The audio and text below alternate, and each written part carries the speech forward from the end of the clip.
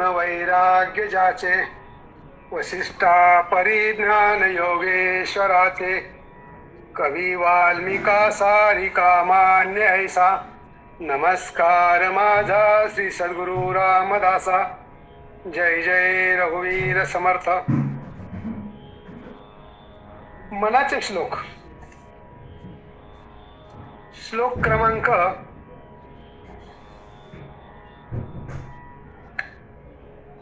78. अहो ज्या नरा राम विश्वास नाही, तया पामरा बाधीजे सर्व काही. महाराज तो स्वामी कैवल्य दाता, वृथा वाहने देह संसार चिंता.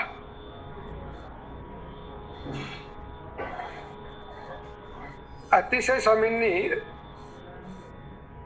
सुंदर सांगितलेले आपल्याला मार्मिक शब्दामध्ये.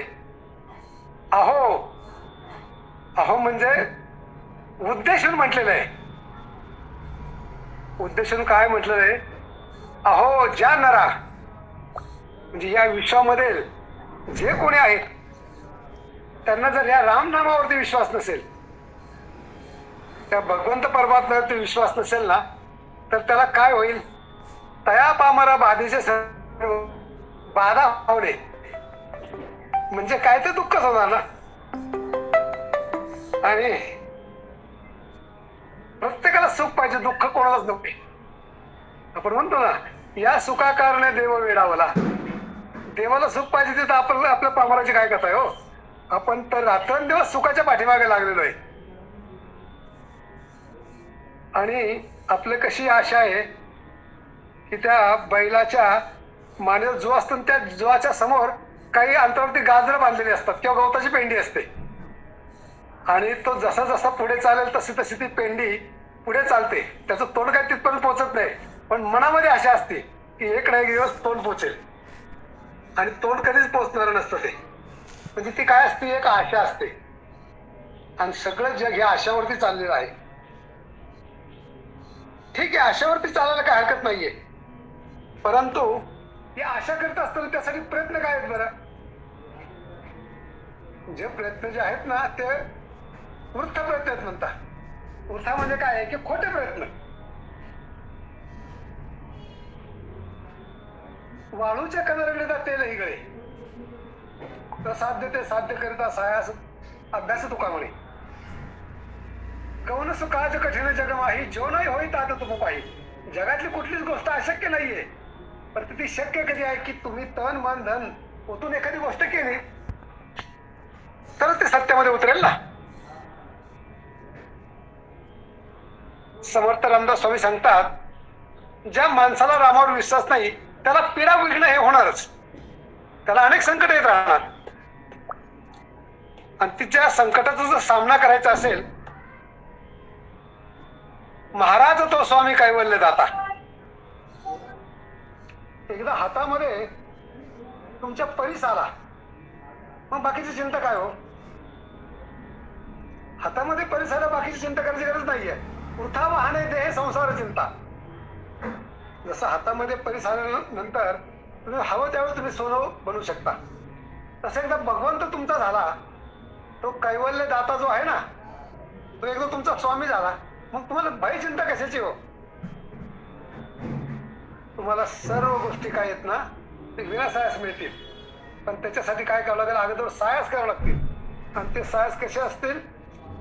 तर ते सायास जे आहेत ज्याला आपण मराठी भाषेमध्ये म्हणू की प्रामाणिक प्रयत्न. आपण बरेचसे प्रयत्न करतो, पण तो काय असतं की ते वरवरचे असतात. तसं नसू नये. शुद्ध अंतःकरण ठेवून केलेली जी देवाची भक्ती असते ना, ती निश्चित त्याला आवडते. स्वामीचे हे देणे तेथे पावलं दर्शने. स्वामीचं देणं जे आहे ना, त्याच्या दर्शनामध्ये आपण पावन झालं पाहिजे. करू आवडीने वाद तुमचा सुखाचा संवाद, कळावाय वर्म तो हा पायाची धर्म. तुका म्हणे सिद्धी ह्याची पावली बुद्धी. तुमची बुद्धी काय झाली पाहिजे? तर देवाच्या चरणाजवळ पावली पाहिजे. आपली बुद्धी काय की ह्या नश्वर गोष्टीकडे ओढ घेते तिकडे पावते आपली बुद्धी. खरं म्हणजे परमार्थामध्ये असं नसू नये.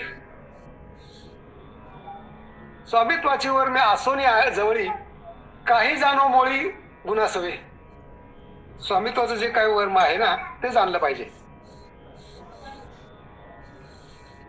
स्वामीची सत्ता आधी वर्मे येते हातात. तुमच्या हातामध्ये एकदा वर्म आला ना म्हणजे काय की तुमच्या हातामध्ये, दादांच्या भाषेत सांगतो, हातात गाडीची स्टेअरिंग असली ना की आपण हवे तिकडे गाडी वळवू शकतो. स्टेअरिंग हातामध्ये पाहिजे खरं म्हणजे. तसं भगवंताकडे जाण्याचा मार्ग म्हणजे तुमची शुद्ध भक्ती पाहिजे. शुद्ध भक्ती तुमची असेल ना की भगवंत तुम्हाला बरोबर मार्ग दाखवेल. तुम्ही तिकडे खेचला झाला आणि एकदा तुम्ही भगवंत तुमचा एकदा स्वामी झाला ना मग तुम्हाला कशाचीच गरज नाही ना. हॅलो, आनंदाच्या डोही आनंदी तरंग. कार्यक्रम माझ्या मोबाईलवर चालू आहे ना म्हणून फोन नाही उचलता आला. मी वंदनाताईच्या फोन काय होतंय की शुकासारखे पूर्ण वैराग्य ज्याचे, असं वैराग्य निर्माण होण्यासाठी ना खूप त्यागाची भूमिका लागते. छोट्या छोट्या गोष्टीमध्ये आपण त्याग केला पाहिजे. काय होतं की आपण आपल्या आनंदासाठी ना अनेक दुःखाच्या गोष्टी करत बसतो. छोट्या छोट्या गोष्टीमध्ये तुम्ही स्वार्थ जर पाहत बसला ना की दुःखाला कारण होतं. आपलं मन हृदय जे आहे ना ते सागरासारखं विचार करावा. छोट्या मोठ्या चुका काही घटना घडत असतात तिकडे दुर्लक्ष करावं आणि आपण काय करावं, आपण त्या भगवंताच्या प्राप्तीसाठी, त्याच्या भक्तीसाठी जन्माला आलेलो आहोत. आपलं हित त्याच्यामध्ये आहे हे आपण जाणलं पाहिजे. ज्याचा भगवंतावरती विश्वास नाही त्याला स्वतःच्या सुख दुःखाचं कायम दुःखच राहणार आहे. करता करता एक भगवंतच आहे ही भावना एकदा मनामध्ये निश्चित झाली ना की मग या देहाची आणि संसाराची चिंता करायची गरज काय. देह संसाराची चिंता आपण करतोय आणि खऱ्या सुखापासून तर राहतोय. एक चारोळी होती, कापताना बुंदा तो घामाघुम झाला. उन्हाळ्यात आता सध्या प्रत्येकाला झाडाची आहे आणि चारोळी आहे. कापताना बुंदा तो घामाघुम झाला, झाडातून आवाज आला बस सावलीत माझ्या. त्या झाडामधून काय झालं, कापताना बुंदा तो घामाघुम झाला, हे जरा बस सावलीत माझ्या, असा झाडातून आवाज आला. ज्याच्याकडे आपण, ज्याला अपाय करायला जातो, ज्याला इजा पोहोचवतो, तो निसर्ग सुद्धा तुम्हाला सुख देतोय. हे त्या झाडाकडून शिकावं. आपण तर ज्ञानबुद्धी असणारी माणसं आहोत म्हणून आपण काय केलं पाहिजे, आपल्या बुद्धीचा वापर परमार्थिक कार्यासाठी केला पाहिजे. आणि एकदा बुद्धीचा वापर परमार्थिक कार्यासाठी केला मग काय होईल, सगळी सुख तुमच्या जवळ येतील. महाराज तो स्वामी कैवल्य दाता, वृथा वाहने देह संसार चिंता. वृथा म्हणजे काही कारण नसताना खोटी चिंता व्हायची, तर ती खोटी चिंता संसाराची वाहू नये. निसर्गाकडून काही गोष्टी शिकण्यासारख्या आहेत. निसर्गामध्ये जी झाडं झुडपं पशु पक्षी प्राणी आहेत ना त्यांना अल्पबुद्धी आहे, विचार करण्याची फार शक्ती नाहीये. मनुष्य देहामध्येच एकदा विचार शक्ती निर्माण झालेली आहे. किती फुलावर हक्क सांगतात त्यांना जन्म देणारी झाडं, किती फुलावरती हक्क सांगतात त्यांना जन्म देणारी झाडं, आणि वाहता वारा वसूल करतो का व कधी दर महिन्याचं भाडं. निसर्ग आपल्याला सगळ्याला भरभरून देत आहे. लिटरभर पाण्याचा काय भाव आहे सांगते नदी, लिटरभर पाण्याचा काय भाव आहे सांगते नदी, आणि किती ऍडव्हान्स मागतात बरं ढग पाऊस पाडण्याआधी. सगळं तुम्हाला निसर्गाने फुकट दिलेलं आहे, त्याची किंमत नाही. आणि माणसं थोडस काय कुणाला एखादं, आता ते आपल्या परमार्थात भाषा सांगू नये कारण काय परमार्थाचा या लोकांनी बाजार मांडलेला आहे. आणि हा परमार्थ बदनाम करण्याला आपलीच काही लोक कारणीभूत आहेत. एका एका कीर्तनाचे प्रवचनाचे तुम्ही काही हजार रुपये घेत असाल तर हा परमार्थ कुठे चाललाय हे थोडं अंतर्मुख होण्याची गरज आहे. आता माझ्याकडे 2 दिवसापासून अशी एक महाराष्ट्रातील संतांची यादी येते. खरं मी त्यांना संत का म्हणतो, ती माणसंच आहेत. त्यांचे नाव, पत्ता आणि मोबाईल नंबरचे अशी यादी येते की आमची निष्काम सेवा आहे. आम्ही भजन कीर्तन करताना 1 रुपया स्वीकारत नाही असं त्यांनी जाहीर पाठवलेले. महाराष्ट्रामधून लोकांची माझ्याकडे यादी आलेली. काय झालं की महाराष्ट्र वारकरी महामंडळ नाशिक जिल्ह्याचा संपर्क प्रमुख मी काम पाहत असताना काही अशी नाविन्यपूर्ण माणसं भेटतात. त्यांचा जो एक ग्रुप आहे त्या ग्रुपवरती माझ्याकडे काही नाव आलेत. अशी माणसं जर असेल तर ह्या परमार्थाचा जो काय बाजार झालेला आहे ना तो निश्चित काहींशी कमी होईल.